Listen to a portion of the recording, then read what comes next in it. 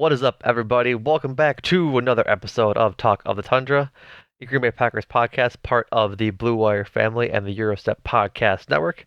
I am your host, Numac, and once again joining me is my beloved co-host, Jordan Tresky. Jordan, how you doing, buddy? I'm doing well. We're talking Packers. They're alive, mathematically alive. Aren't we all mathematically alive? Yes. That's the best kind of alive, right? Mathematically. Yeah. Not truly living until you're living on the edge of your Two times quadratic four equals formulas. eight. We're mathematically alive. uh, Packers riding a two-game winning streak. We are streaking. Stop the presses. Stop the count, right? Keep it going. Um, Um, as they fly down to Miami this week and take on the Miami Dolphins, who are on a losing streak. I think they've lost the last three of their games in um, no thanks to all the injuries that they've had sustained over the season. So we'll get into that a little bit later. Before we get into the Dolphins and the Pro Bowl and some other news that's been in Packers realm since we last recorded on Monday after the game against the Rams, we got some cheeses to hand out. A bunch of slices of Munster. It's been a couple weeks since we had to get the charcuterie board out and pair it with a nice, not named, non-branded red wine or white wine or whatever beer you want to drink. So, going into this game and the cheese board, first up, we have seven this week. Seven cheeses. Great game on Monday. First up is predictably Aaron Jones. Did very well this week. 17 carries for 90 yards, and then four catches for 36 yards and a touchdown. Had a long run or long catch of 25 yards and another long run of 14. So Aaron Jones is doing Aaron Jones things. Like at this point, if he gets 100 yards and scores, he's going to be getting a cheese. He just kind of deserves it. um, AJ Dillon, he's next up. He had two touchdowns, two I think like goal line touchdowns area ish. 11 carries for 36 yards, but really utilizing the team utilizing him in the best way they can, using him in goal line situations and doing stuff like that. So he went out with a concussion at the end of the third quarter, early fourth quarter. So uh, he could have been more useful in that fourth quarter, but he uh, unfortunately with the concussion was put back or was cleared of his concussion. I think during the game, Matt LaFleur said. So with that being said, earned a cheese, another slice for him. Next up, that actually does it for the offense this week. So five defensive players, four and a special teams player earning cheeses is Quay Walker. Quay had a very nice game. He was flying all over. One sack, two pass deflections, and five tackles to go for Quay. Just really building on his his great rookie season and filling in for Devondre Campbell when he was out. He was just overall a pretty showcasing why he was a first round pick, right? Oh, Jordan, you're muted. there we go. Very much so. Almost had a pick two in Oh, so as close. Baker was in the torture chamber. That's right.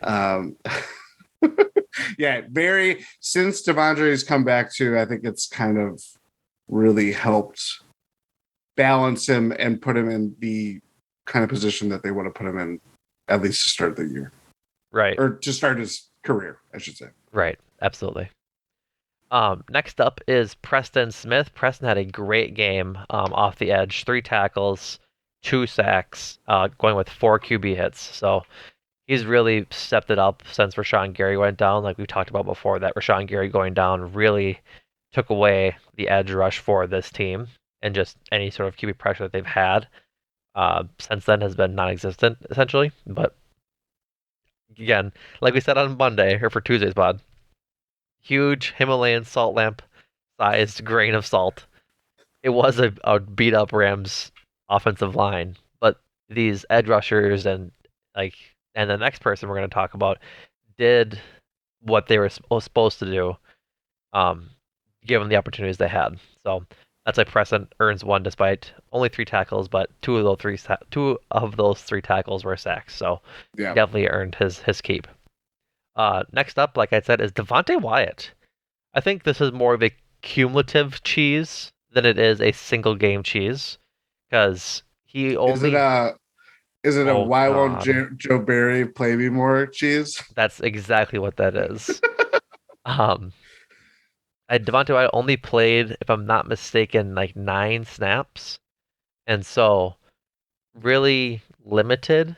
But he's been playing those 9 snaps pretty consistently over the past few weeks, and he's been doing very well with them being some of the highest graded people or players on the defense according to PFF for the Packers.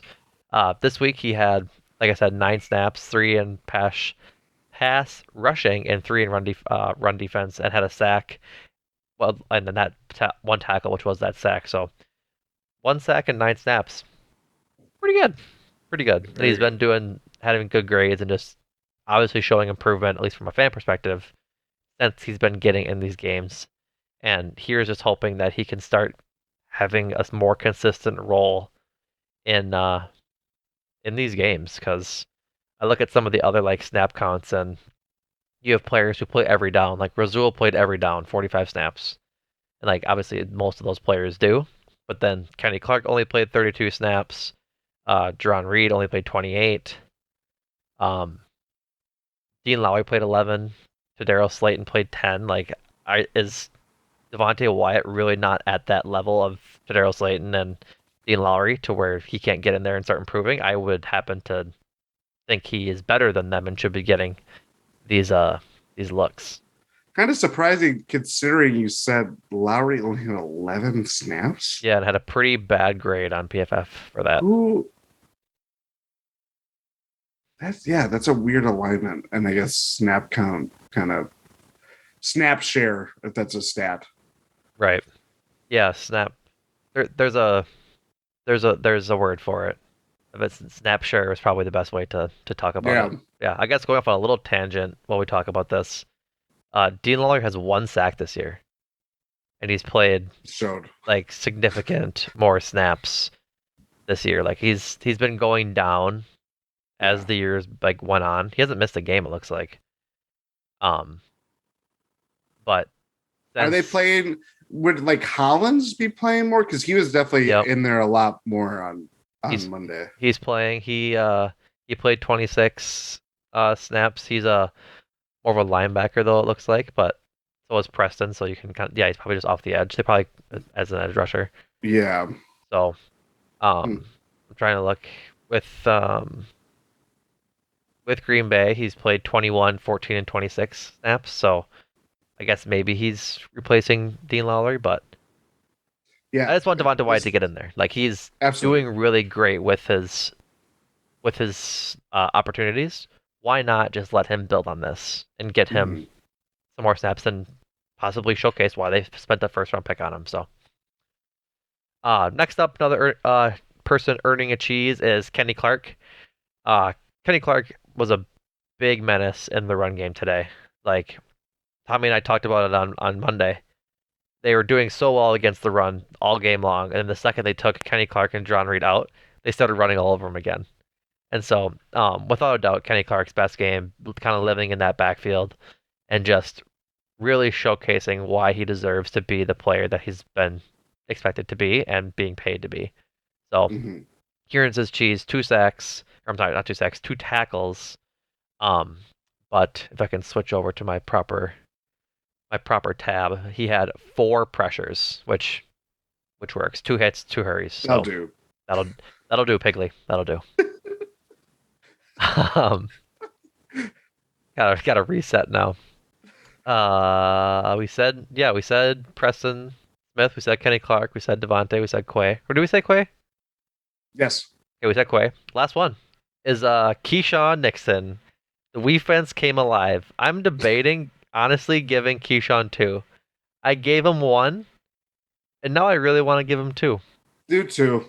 Yeah, we're gonna go 2. He earns a nice uh slice or hunk of pepper jack for his performance. So many nice things to say about Keyshawn Nixon. Like he's got all the swagger right now. He's just a breath of fresh air at the return position, taking returns back past 25 and making exciting plays on kickoffs when that just wasn't a thing that we've seen in Green Bay forever. Like even Rodgers said that he hasn't seen a time in his 18-year career where they've kicked away from a Packers kick returner. Like it's insane. So definitely earns his pepper jack. I'm looking for it right now. Uh, his Twitter, it's not his Twitter handle. His Twitter handle is Keyshawn Nixon, but his what do you call it? Display name? Yep, K9. that's dope. He's got that dog in him.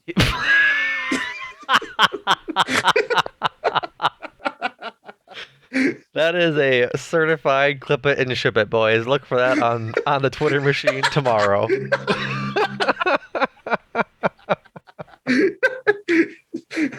That's funny. All right. Yeah. So to recap, Aaron Jones, AJ Dillon, Quay Walker, Devontae Wyatt, Preston Smith, and Kenny Clark all receiving 1 cheese. Keyshawn Nixon earning 2. So the cheese board after 15 games, right? Yeah, because we're going into week 16 and it's like 14 games. 14 games. Oh yeah, duh. Yeah. 14 games. Gotta fix that on the Substack post. Check out the Substack.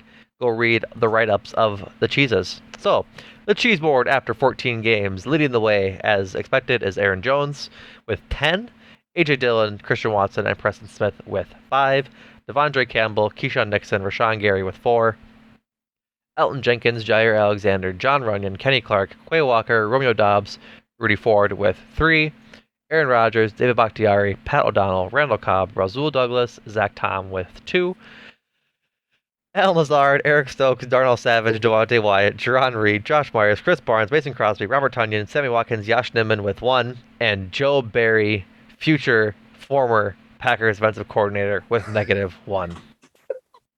So that wraps up Cheez-Its for this week. Please go check out the Substack. We got a lot of good stuff on there with the cheese board during the Packer season, the Master Brewer leaderboard during the Brewer season, and then I believe stocks go there. I forget if Ty and Rohan put stocks there, but I don't know if they do or not. Regardless, you can go check out Ty's Q&A with Joe Wieskamp, right? Joe Wieskamp, is that his name? Now I'm blanking. I want to say Wieskamp. Wieskamp. Is his first name Joe? His name. It is Joe Wieskamp. Okay. Yeah. Phew. Ty had a Q&A with him after he was up playing with the herd this past week, so go check that out. A lot of good stuff in there. Let's move on to the Pro Bowl. The Pro Bowl was announced. Pro Bowlers were announced this week. Yeah. And I happen to agree with none of them. Packers-wise, that is. Jordan, do you want to tell the people? Because I can't. Who got Pro Bowl selections and reserve spots this year? There's one I agree with. What? Two. There's 2 I agree with. Obviously, was the only true Pro Bowler Jair that was announced before the Monday Night Football game. Because obviously, he's the Pro Bowler on this team. Yes. Then the alternates were announced not long before we are recording this, actually. Let's go through some names. Are you ready? Exasperated sigh. Go ahead. Elton Jenkins. Sure. I don't think so, but... First alternate. I guess there's... All of these are first alternates, and then they're going to have second alternates and third alternates. Maybe. Anyway, Elton Jenkins, Kenny Clark, Aaron Jones. Kenny Clark for sure having one of his better years in the NFL. Sure. Keyshawn Nixon. You got Aaron Rodgers. Oh my God. Preston Smith. Aaron Jones. Okay, there's 3 I agree with. Aaron Jones should have been a starter, without a doubt. Yeah. He's having a great year despite being on a bad team. Kenny Clark, no idea why. Aaron Rodgers, I'm debating. I'll keep this episode clean for now. What in the world? There's no way Aaron Rodgers deserves to be an alternate on this team or on the Pro Bowl. There's no world. There's no way. And then Keyshawn Nixon, and Preston Smith definitely deserve alternates for the season that they've had. Preston's been good. I don't think he's definitely deserved a Pro Bowl starting spot, but he definitely deserves to be recognized should any of those edge rushers kind of get nixed from their spots, whether it be injury or they're going to the Super Bowl, anything like that. Big fan of Keyshawn Nixon getting recognized for the work he's been doing the past 5 weeks. So regardless, like I think they got three of those alternates right, even though Aaron Jones probably should have been starting, and I don't think Jair is a Pro Bowl starter this year. Like I think he's had a That not was great year. truly um, Surprising, stunning, flabbergasting, flabbergasting is definitely the word. run amok, bamboozled, all the Stephen A. Smith words. Hoodwinked. Yeah, it's I don't know. Like I just like it's such a weird thing. Pro Bowls are weird. So, go ahead. Sorry. Because I was like even like there's obviously All Star is such a big discussion around the NBA because that is such a definitive middle point of the year, even though it's at the middle. Um, baseball's similar, but like there's at least they kind of cheapen it because every team is guaranteed to have an all-star. Pro Bowl now is just like we don't give a shit. You know what I mean? Like they have devalued what the Pro Bowl is, in Right. part because football is an unforgiving sport and people have gotten hurt during Pro Bowl. So they're like, yeah, Yeah. let's not have Tua Tagovailoa Yeah. tear his ACL in the Pro Bowl or whatever. Exactly. But the process and the like doing all pros, that's great. Like that makes sense. Just don't. There's just something about the element of playing the game with people that can easily just say, I don't want to go here. Right. And then let's call in our first alternate, Aaron Rodgers, to play quarterback at the Pro Bowl. But to make sure that we're speaking appropriately, they're not playing football anymore. Like No. they're not playing their game anymore.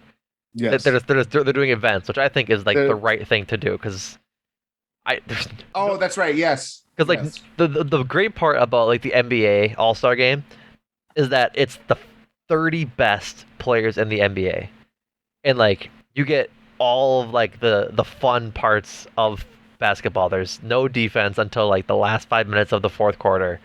You Yeah. get windmill dunks and alley oops off the backboard. Like it's a very entertaining, showy kind of event. You don't get that in football. Like you don't get the same level of entertainment watching like Patrick Mahomes bomb a throw to Tyreek Hill or Yeah. something to like moss the receiver. Like it doesn't happen like that. No. And so it's No. just like the game itself has always been more ceremonial than it's been competitive. And so I'm glad they're going back to these like events and having like flag football rather than actual football. Yeah. So with all of that being said, Jair does not deserve to be starter.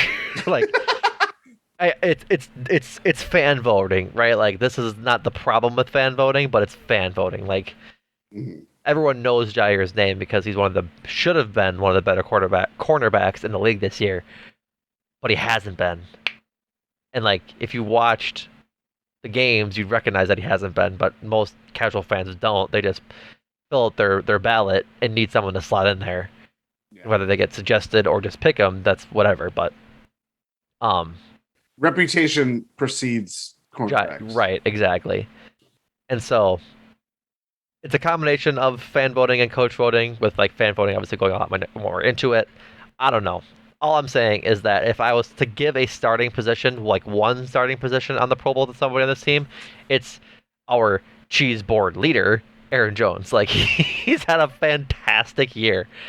And for him to be named an alternate is, I don't want to say disrespectful, but it's definitely a slight. Like he deserves it. Yeah. Well, I mean, that slight has come from the Packers coaching staff as much as anyone because they just go away from him for any of these go away or give away games that they've suffered throughout this season. I want to see who the starters are. I was going to bring that up because that was and being able to throw and be on the same connection. First There we go. My bad, folks. Autoplay is the bane of my existence. The starters for the AFC at the running back position: Nick Chubb, Josh Jacobs, Derrick Henry. I can agree with all of that. Those three players have had Nick Chubb is a starter, have had like great years. For the NFC, it is Saquon Barkley, Tony Pollard, and Miles Sanders. I don't get that Saquon makes a whatsoever. lot of No, I sense. get Saquon. Tony Pollard and Miles Sanders? Like, Just Tony Pollard, again, he's had a good year backing up Zeke. Like, he just has. Like, there's no doubt about it. Miles Sanders, too? Like, Miles Sanders, uh, good lord, 1,110 yards and 11 rushing touchdowns. can you repeat that? 1,110 rushing yards and 11 rushing touchdowns. How many receiving yards does he have?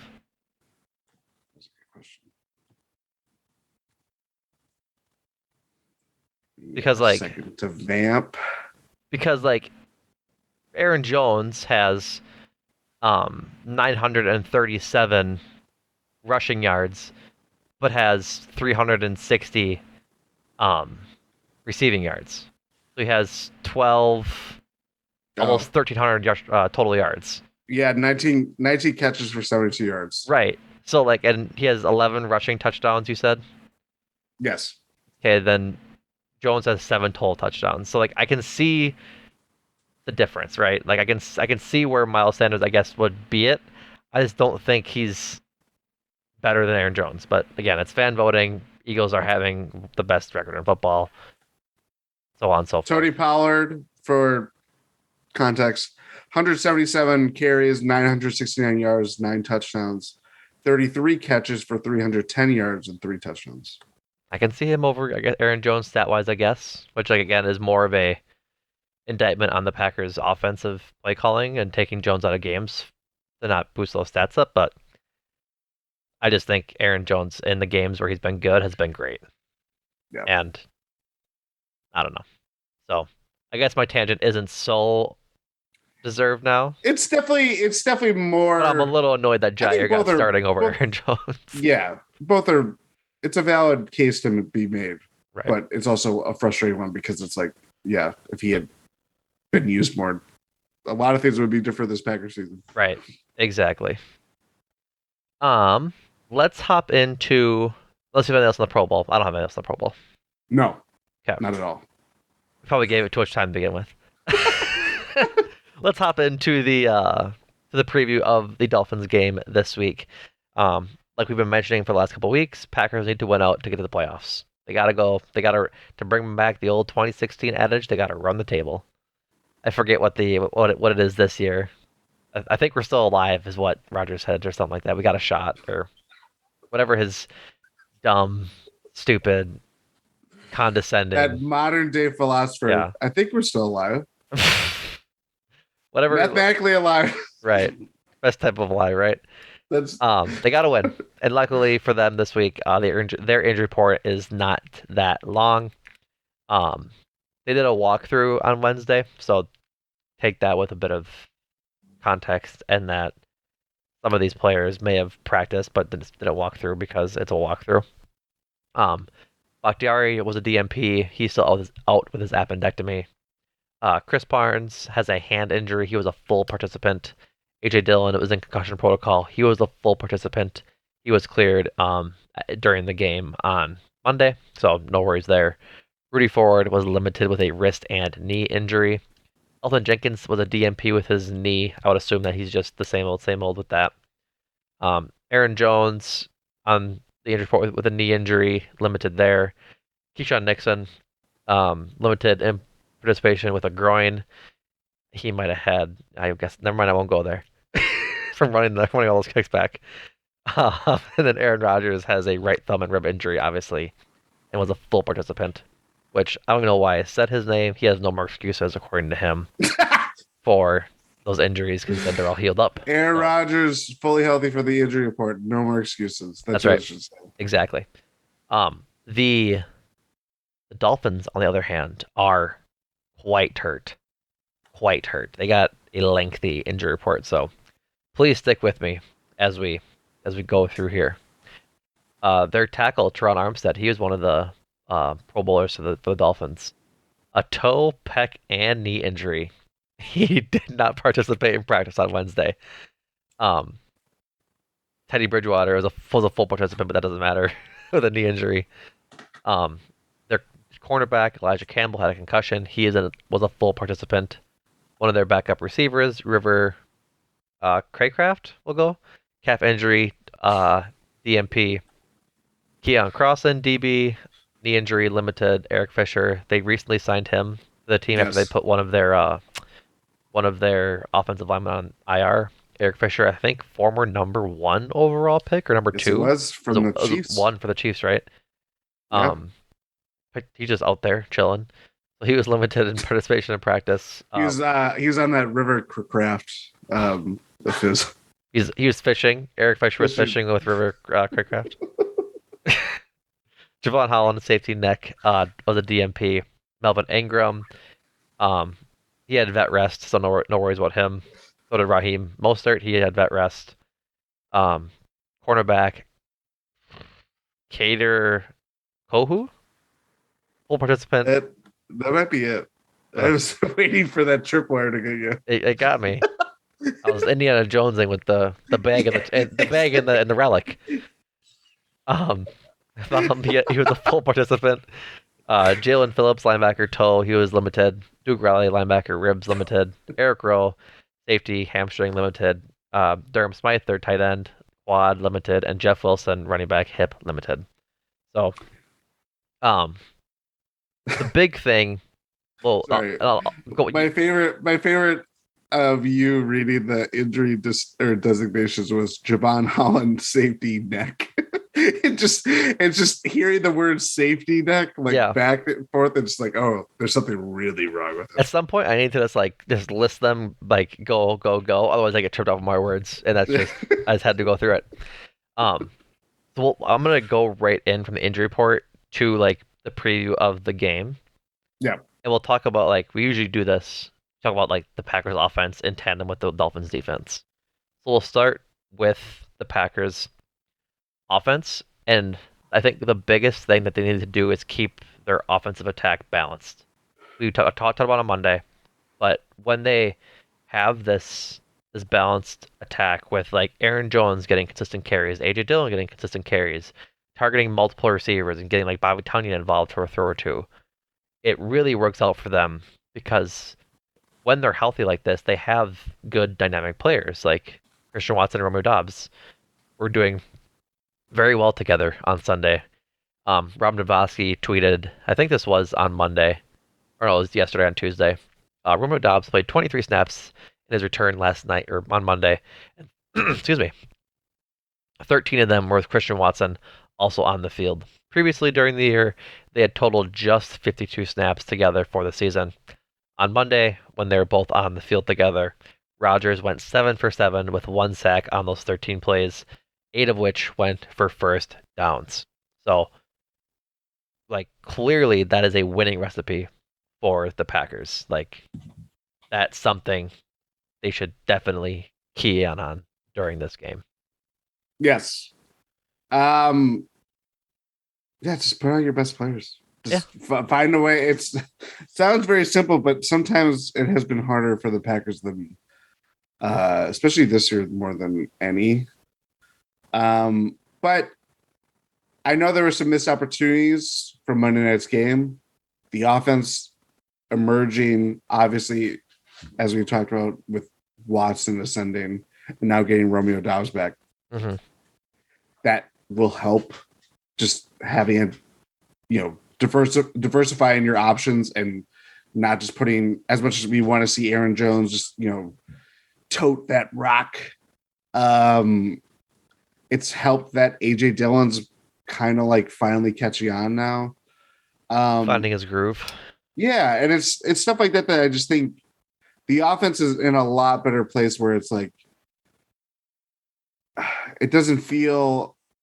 Last week was more of an anomaly in the last few weeks than it had been previously, if that makes sense. Right. Where it's like we know the talent that is emerging on within their wide receiver room. Aaron Jones is always going to be Aaron Jones. Aaron Rodgers, even as he says, no more excuses and don't read more into my hand signals. It's a nothing It's burger. so dumb. Um, he has played better. He's giving me a reason to be like, okay, keep playing him, and then if you lose, play Jordan Love. Um, but still, like, I don't know. It's much easier said than done. Right. And as much as we kind of think of this Dolphins team as really finding it offensively, it's hard to really determine what they are defensively, It's especially hard, in this slide. right? Because a big part of their slide is that they're down a lot of their starting secondary. Um, hurt for the Dolphins on IR or just out for now is Brandon Jones, Byron Jones, Nick Needham, Trill Williams, and Eric Rowe. So just looking at their depth chart on ESPN's like depth chart site, that's three of I'm sorry, four of those five names are in the secondary, Yeah. and I gotta I forget where the other one was. Oh, I'm sorry, no, all five are were in the secondary. So that's incredible. Trey Flowers, one of their linebackers, is also on IR. Emmanuel Ogba, one of their edge rushers, is also on IR. Like this defense has just been decimated by injuries, which I think is in large part why they've been sliding. Because if you look at their schedule, like they've been scoring points. They scored in this three game slide 17, 17, and 30 and 29. Like 17 points isn't going to win you games, but it's definitely like points. Like you know what I mean? Like it's two touchdowns and a field goal. Like Yeah. you're moving the ball. Um, it's just tough with that when you can't stop their team because in those losses they've allowed 33 points to the Niners, 23 to the Chargers, and 32 to the Bills. And during a Yeah. Bills game that was impacted by weather too. So it's I mean, just it's been go ahead. to that point though. It has been kind of in their previous games too. Like they barely beat the Ravens 42-38 week 2. 40 to Well, 17 loss to the I wouldn't say Jets. they.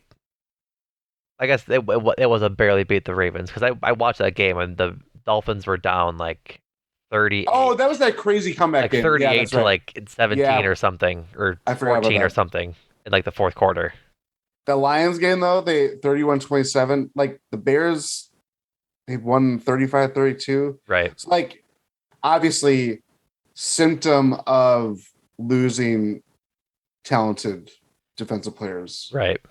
at key positions, Right. but also with that you're more susceptible. And even like I had to be reminded that they made that huge trade for Bradley Chubb, Yeah, and like and that that's was a really big trade. And they gave him the big extension too. yeah, right away. Yep. And I have one of my best friends. Shout out my buddy Aaron is a diehard Miami Dolphins fan living in the heart of Green Bay. Grew up a stone's throw from the field from Lambeau Field. Um, I asked him about it throughout the week because I was just kind of curious about Bradley Chubb, and he said that he's been exciting, but hasn't lived up to like the $100 million price tag he earned with the extension. Which like I kind of understand. I'm looking at um his stats for his time coming from or coming into Miami. So he's been there now for 6 games. In Mm-hmm. those 6 games, he has 3 sacks. One in like each game was one. Um, but then 2 pressures in his first game, 4-4, 2-6 against the Chargers, and then 3 against the Bills. So he's been fine, um other than his sacks. He's only had 4 tackles. Like as a player, like just so weird for like a player of his caliber. Like he should be getting more involved in tackling.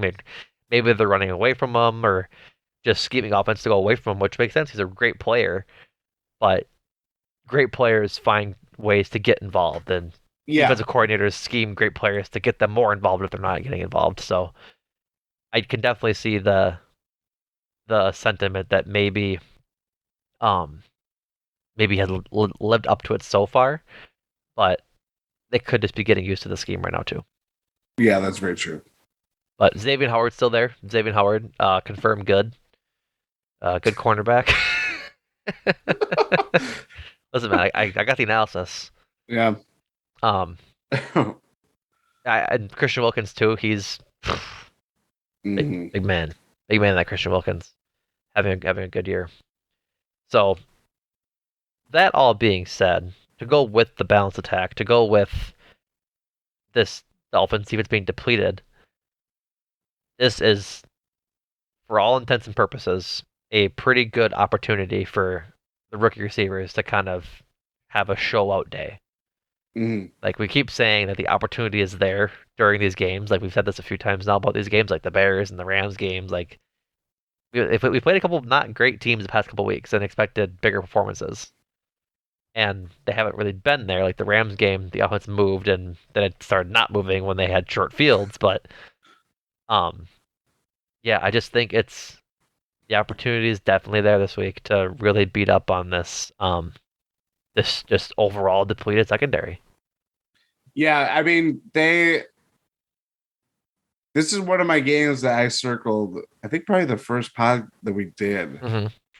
And as I saw the Dolphins getting better and better, I'm like, well, it's an automatic loss. My feelings, as we'll probably get into later, have not really changed, but they are catching them at a very interesting time. Obviously, Dolphins want to end their streak, Right. but their defense, yeah, this is if they can't take advantage of what's in front of them with the Dolphins secondary that is depleted and conditions are going to be way more fruitful for them to play in rather Right. than if they were playing this game in Lambeau this Right. weekend. Um, Well, maybe.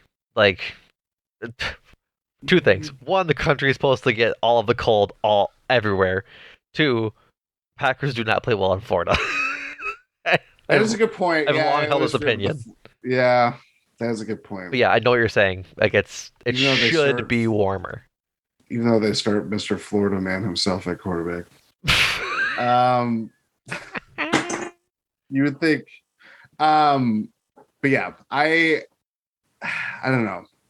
I'm bullish on what this can mean, and obviously, I would like to see a lot more snaps between Dobbs and Watson. But Mhm. Looks like it could rain on Sunday too. 56 yeah, is the high. 56 is the high. Interesting. Told you the entire country is supposed to really getting cold. Maybe that's more fruitful. I don't know. Maybe that's more Who advantageous for them. knows? Worth noting, looking at the Dolphins' schedule, I'm not like they're good. That's without a doubt. They're good.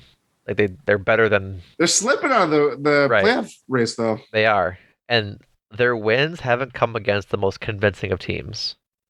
They beat the Patriots at home, had the wild comeback against the Ravens, beat the Bills at home, but then lost to them in Buffalo. So like that's just division stuff. Like you can expect that.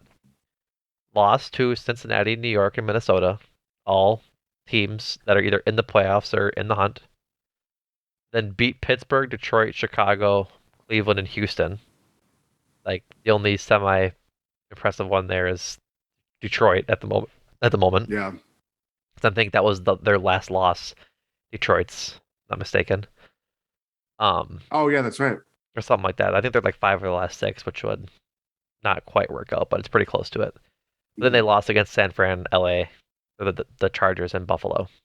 So like Plus 1 point differential in the year two. right, like I think that's a great way to distinguish like great teams from good teams Mm-hmm. is like are you winning close? Are you getting beat up a bunch and stuff like that? Like to go to the other extreme, the Eagles have a plus 143 differential. Like that's good. The Cowboys at 10-4 have a plus 125. Um, the Niners have a 128.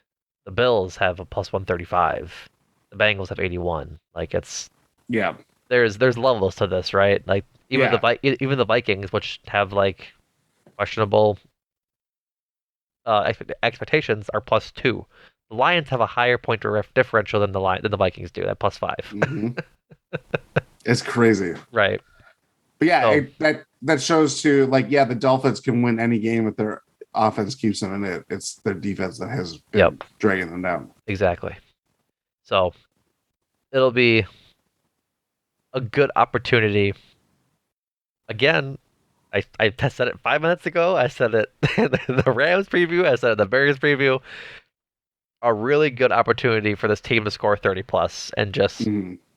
be um in a horse race with with the Dolphins, which I really think is the kind of the game it's going to be. Like that, Yeah. I'll mention that in my score prediction. But yeah, I think it'll be a show up.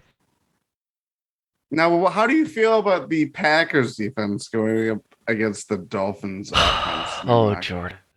The book is out on how to defend Tyreek, Jalen Waddle, and Tua Tagovailoa. It's get up in their face, like get up in Tyreek and Jalen Waddle's face, and press them, like get them off their run, and then just try to keep up. Because it really miss it messed up the timing for Tua throwing his balls to Tyreek down the field on just streak routes, and same thing with Jalen. Like it just messes up Tua's timing, and I don't think they're gonna do it. I just don't think Joe Barry is capable of watching a game plan that has been established by another team and had success with the other team. Like that's why a big reason why they're not scoring a lot of points is because they're pressing Tyreek and Jalen at the line, getting the timing off, and not getting them open downfield. And if on the first like drive I see Jair further than 1 yard across from Jalen Waddle or Tyreek Hill, I'm gonna lose my stuff. Like it's I'll be tweeting. I'll have Twitter fingers. Take your outrage on it. Yeah, I mean, as you said, I think you even said this in the Discord the other day, but I may have reacted to it or not. Join the Discord, by the way. GSP A Discord. lot of fun. A lot of fun. Um, I think you said the book is out on how to defend the Dolphins. It's whether Joe Barry read the fucking book. Right. Sorry for making this an explicit podcast, but It's fine. it was worth the emphasis. Yeah, that is the key. I mean, Joe Barry has gone up against Tyreek Hill as a Packers defensive coordinator when he was with the Chiefs, and his quarterback was Patrick Mahomes. Yeah. What was the game? What was the score of the game? 13-6? Of what game? When the Packers played the Chiefs last year. With Jordan Love? It was I think it was like 13-6 or something. It wasn't 13-6. yeah. Tyreek Hill played that game. I should have probably looked this up before we.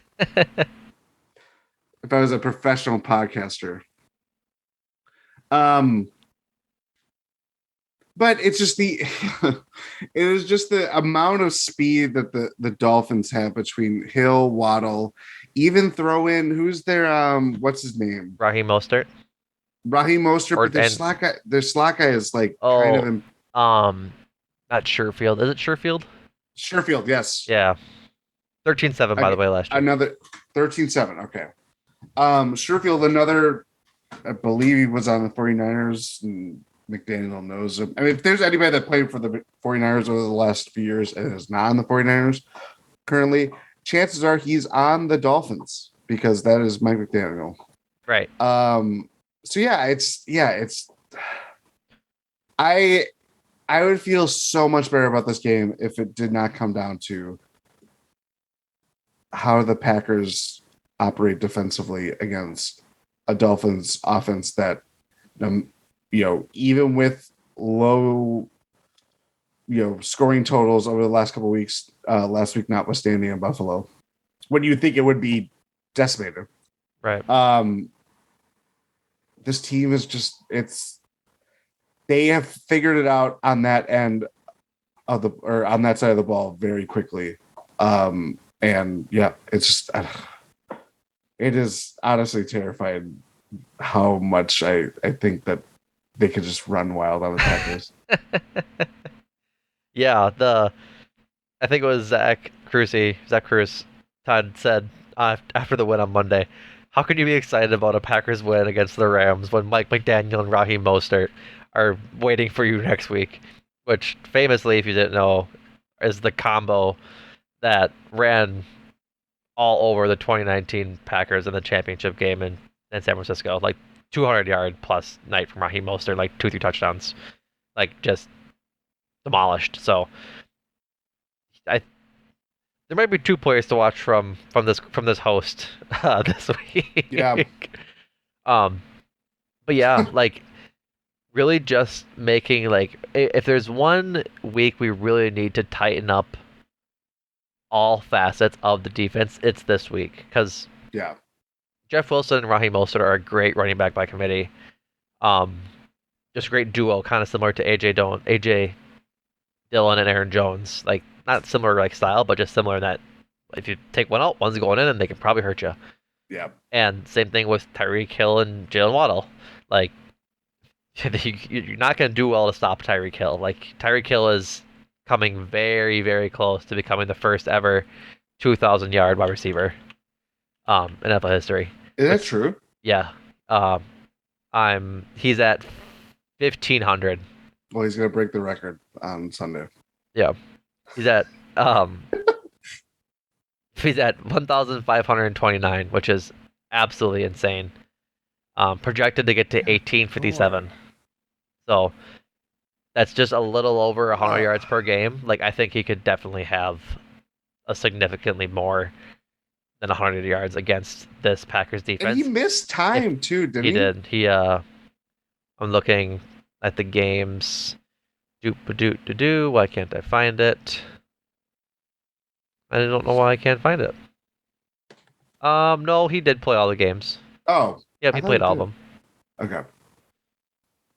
1, 2, 3. Yeah, he played all of them. So yeah, if they don't press him, he could just run by Jair. He's the fastest guy, one of the fastest guys in the league. Like, there's Yeah. nobody on the Packers defense who can keep up with them in stride. So expect a lot of help over the top from the safeties, I hope.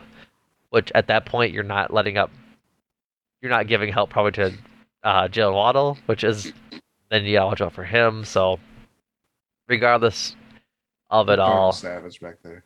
oh god, um, it's just really important for the entire defense to have a great showing. Otherwise, I think they just run all over us, frankly. And it's just how it is. Yeah. I mean, this is kind of a pick your poison game, and when Joe Barry has to pick your poison, Right. everybody gets poisoned. Right. there's no, it's all in the Kool-Aid bowl. You know, Right. For context, the record is held by Calvin Johnson at 1964 or 1,964 yards in that's a 2012. 16 game season too. Yep. So Cooper Cup last year had 1,947, which is crazy. Yeah. So That is crazy. if I'm trying to think, Dolphins play obviously the Packers, and then I think they finish out against the Patriots and the Jets. So he could do it, which would be cool. Get a 2,000, but if that probably means he had an absolutely day against the Packers, which I'm not a huge fan of. Yeah, that. There's no other defense. There's no win-win that is here. left. Yeah, like It's he like, circle the calendar. It is the Packers. That's if like giving up 300 yards. if I were to pass out on Christmas after opening up all my presents, open up all my presents, eat all my good food, have a great time with family, pass out, wake up Monday morning and goes, Numac, Tyreek Hill had 3 touchdowns, 250 yards, scoring against the Packers. I'd shrug my shoulders and be like, yeah, like what do you wake me up for? Why is this a bulletin? Right. Why is there an APB out on getting me awake to tell me this obvious information? Yeah. Yeah. So we will see. We will see. I think that Mike McDaniel is emerging as one of the top like offensive kind of gurus in the NFL, if he hasn't been already. Yeah. Also just a cool guy. So seemingly from all the press he gets Also, on Twitter and the social medias. there was a good excerpt, I believe it's an article. Matt Schneidman, Yep. I always butcher. We always go back and Um, forth on the pronunciation. yeah. Talking about Mike McDaniel's relationship with Matt LaFleur, Hmm. and that took Kevin Clark of The Ringer back to his profile on Matt LaFleur from the summer, and he basically Mike McDaniel said that he would Matt LaFleur is the most trustworthy person he's ever met in his life, That doesn't and surprise me.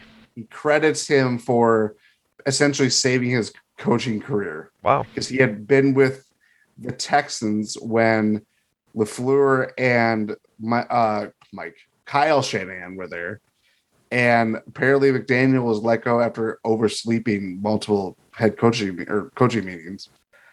He gets bounced down. I think I forget the United Football League. It was like a short-lived league, Right. and LaFleur vouched for him a couple years later when they went to Washington. Oh, Like, this guy is a talented guy. We cannot lose. Like McDaniel was saying, like LaFleur was not like he was trying to make a name for himself as an assistant, and he's vouching for someone that could easily overtake his job. right. Do better and all this stuff. And it left a lasting impression on him, obviously too. Hmm. It's kind of a cool backstory. Yeah, absolutely. That's really cool, actually. Yeah. Um, to wrap up the defense thoughts, I got off track. I wanted to make sure I said something. Big week for Kenny Clark and Devondre Campbell. Like they're Yes. clearly the run stoppers in this defense, and when they're on, the run defense has been good. Like clearly, since like Trey's had come back, they've been a little bit better on the run defense. And Kenny Clark last week against the Rams was really good in stopping the run. So I think that'll be important to watch as this game progresses. Yeah. Dolphins O line too. I mean, you mentioned it. Armstead is dealing with a what is it? A A toe, toe back pectoral, and knee. knee or something. Yeah, Yeah. head, But shoulder, knees, and toes, all that good stuff. had to go to the streets to get Eric Fisher. They had problems. I think the Packers pass rush inconsistent Yep, to ever say since losing Gary. to say the least. But has shown flashes and wreaked havoc on a Rams offensive line that belongs in the Smithsonian. It is truly abominable. But can you replicate that same success against a Dolphins O line that is still pretty shaky and dealing with its own fair share of injuries? That will be huge in trying to bother the Dolphins in any way.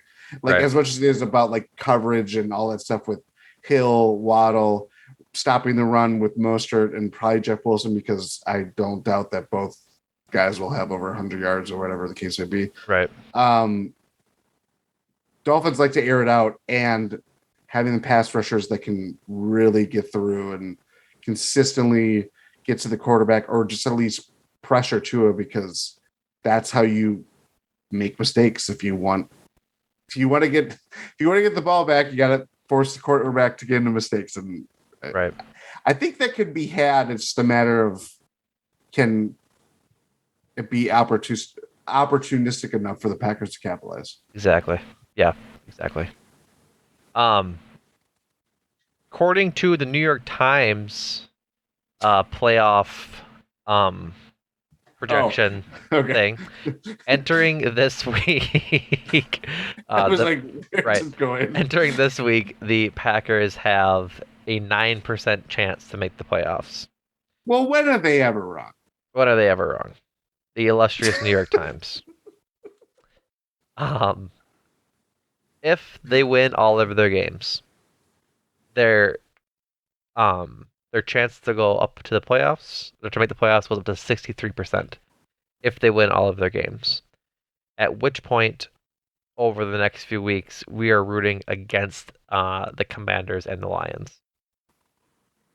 So the Commanders have the Niners, the Browns, and the Cowboys. Both of those teams have the first two have something to play for. The Cowboys, week 17, most likely won't. No. Um, and I think we just need to beat the Lions in order to like get them out of that spot if we win out. Yeah. Not mistaken. So, um, but yeah, we got to root for some teams we don't really want to root for sometimes, the Niners. And I don't think anybody should be rooting for the Browns ever again, but regardless of it all.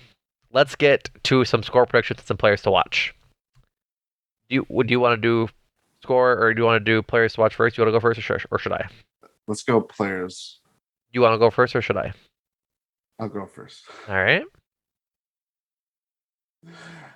Um, I'll do Mostert. Mostert. Yeah, Raheem Mostert. the guy that ruined my life on January 18th, 2020. That was really foreshadowing for the hellish year that 2020 would be. Really was. Um, Kicked it off quite well. yeah. Well, and the other big significant world event, but Oh, yeah. Anyway. and who's will be. uh, yeah, any who's what's it? Raheem Mostert, yes. Kind of always a weird situation. I feel like any 49ers disciple or Kyle Shanahan disciple, I should say more specifically, it's always weird just how they operate their running backs because that isn't like Christian McCaffrey or Right. I mean it happens with Aaron Jones too. So but they this constant like, okay, it's Raheem Mostert. Then they made the trade with the Broncos to send Chase Edmonds, who they signed from the offseason, to pick up, or they traded for Jeff Wilson then as their, as a backup, or I guess the second in the 1-2 punch. Then Jeff Wilson emerges as the top dog. Raheem Mostert is, uh, you know, old news. Right. Jeff Wilson gets hurt or something happens. Raheem Mostert is the top dog again. And it's like this constant just going back and forth, when both guys are very talented and when they see daylight, they'll go down the field and score a touchdown. So that is terrifying to a Packers run defense that Yes, it had is. trouble, stuffing Cam Akers. For the most part, yeah. They did an okay job. They did okay by their standards. Yep. I don't know. Like you said, this is a pick your poison game, Yes, it and is. And they can't be picking poison at this point in the season. They'd have to turn down their poison. you, can you, sir? I will not. Sir, no, I will not. Yeah, I just think with so much attention going to the wide receivers, I think they're just going to have a massive catastrophe trying to tackle Raheem Mostert. I think a prediction that isn't a player or a scorer. I think they let up at least two significant plays downfield, or big plays. I think they have two big plays of at least 40, 50 yards, just because they Yeah. are known to do that. Yeah. My players to watch are going Ooh. to be Romeo Dobbs and Tyreek Hill. I think both of those. I just picked Romeo Dobbs because he's coming back from injury. Hope he has another big game. You could put Chris Watson there too, but I'll only pick two. And Tyreek Hill because I think that he's just going to run just all over the Packers defense. 2,000-yard record. He might break it this game. I would not be surprised. 500 yards receiving.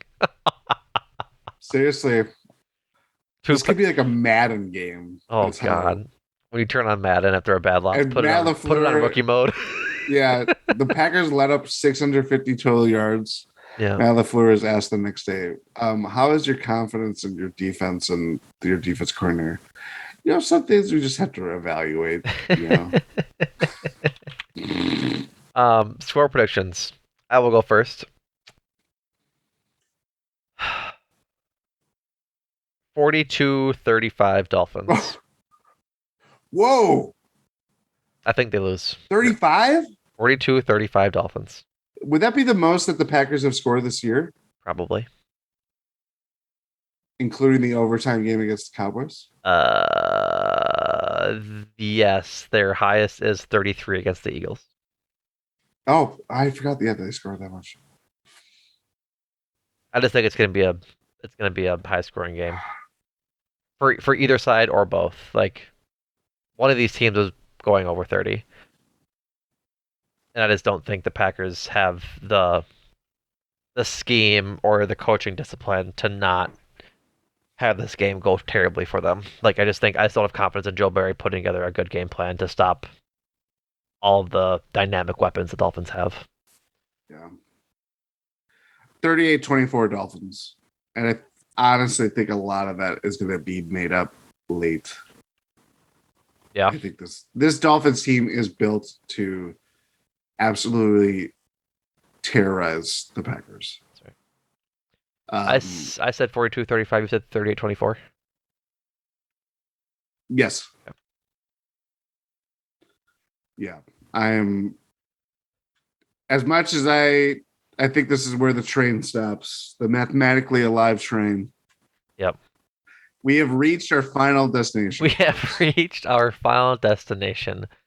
Please exit the tram slowly and carefully. Disney World is on your left. Cancun is on your right. Go team. It's actually the other way around if you're playing in Miami, but who cares? That's geography talk. All right, folks, couple promotions to get through before we wrap up here. Um, Biggest one is the survey. The GSPN survey is in the Discord. We are really only pushing it here on our podcast because we want our loyal listeners and you guys to really fill it out, and we want to hear what you guys think. We don't need people on Twitter coming to hear about it and just mucking up the results. We really only want to hear from our dedicated listeners and our supporters that you guys are. Um, Adam said it pretty beautifully on the Cruising for a Bruising podcast. Go check that out. Um, that most of the time this is a one-way street. We always talk to you guys, our listeners, and are giving you guys our opinions on a lot of things. And we have a very engaged community, and that it's active in the Discord and on Twitter that let us know when they want to discuss topics like this. But this is a really great opportunity for us and you guys, as like I said, listeners. Let us know what you want from us at GSPN. Like, what ways do you want to see or listen to the podcast? Do you want more on YouTube? Do you want more episodes? Do you want different topics that make time for this? Do you want us to cover more in-depth draft coverage here on Talk of the Tundra this offseason? It's really just a survey to your listeners to see what we can do to enhance your listening experience across all pods on the GSPN on to be redundant, the GSPN network. So it's in the Discord. It's in the link at gspn.info. That's where all the podcasts are, where the survey is, where the Discord link is. Go do all that stuff. We'd really appreciate it. So fill it out. Let us know what you think. And once again, we appreciate all the time your guys' listenership and support for letting us just kind of talk about sports all the time. So thank you.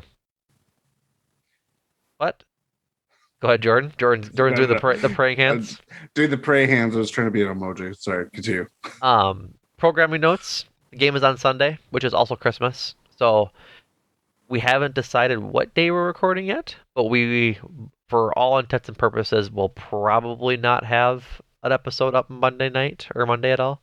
Um, if I remember during my time with family and such, I'll try to get a tweet out from the podcast account about when we plan on dropping the episode recapping the game. But other than that, just everybody, happy holidays, whatever you celebrate, Christmas, Hanukkah, Kwanzaa. Thank you. Enjoy time with your family. Just all of the great sentiments and soft, mushy stuff that you could possibly think about what I want to say to you listeners is what I'm trying to say. So thank you again for your listenership. Enjoy your time with your family. And Jordan, thank you for joining me, buddy. Thank you and happy Johnny Jala days.